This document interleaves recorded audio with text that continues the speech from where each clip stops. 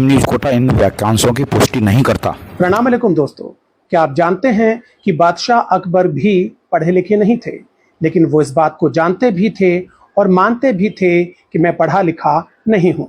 इसलिए उन्होंने मुकम्मल सियासियात यानी एंटायर पॉलिटिकल साइंस की फर्जी डिग्री हासिल करने की कोशिश नहीं की। चूंकि बादशाह को अपनी लिमिटेशंस पता थी, इसलिए वो पढ़ाई लिखाई, साइंस, टेक्नोलॉजी इन सब मामलात में अपना मुंह बंद रखते थे।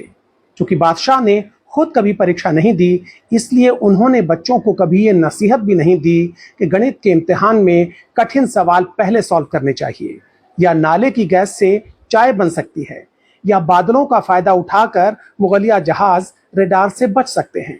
अपनी अनपढ़ता को छुपाने के लिए बादशाह अकबर ने अपने से भी कम पढ़े लिखे और जाहिलों को अपना वजीर नहीं बनाया, बल्कि असली डिग्री और असली हुनर वाले एक्सपर्ट्स को अपने दरबार में जगह दी।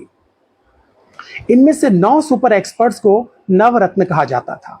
ये नवरत्न चूंकि एक्सपर्ट्स थे, इसलिए बादशाह इनसे सलाह लेते थे, सलाह देते नहीं थे, और देते भी तो नवरत्न फालतू की सलाह को एक्स्ट्रा टू ए बी मानकर इग्नोर कर देते थे।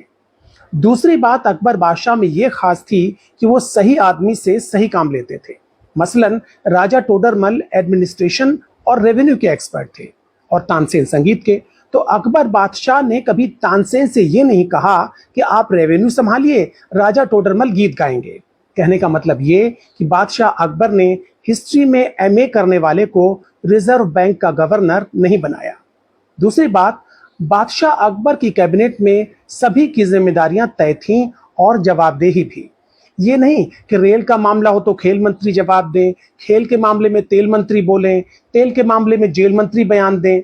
बादशाह अकबर के मंत्री अपना अपना काम किया करते थे, खो खो का खेल नहीं खेलते थे।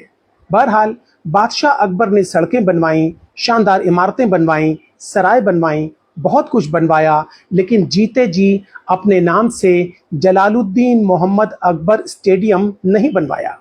उन्होंने कभी अपनी नाकामी का ठीकरा अपने बाप हुमायूं के सर पे नहीं फोड़ा।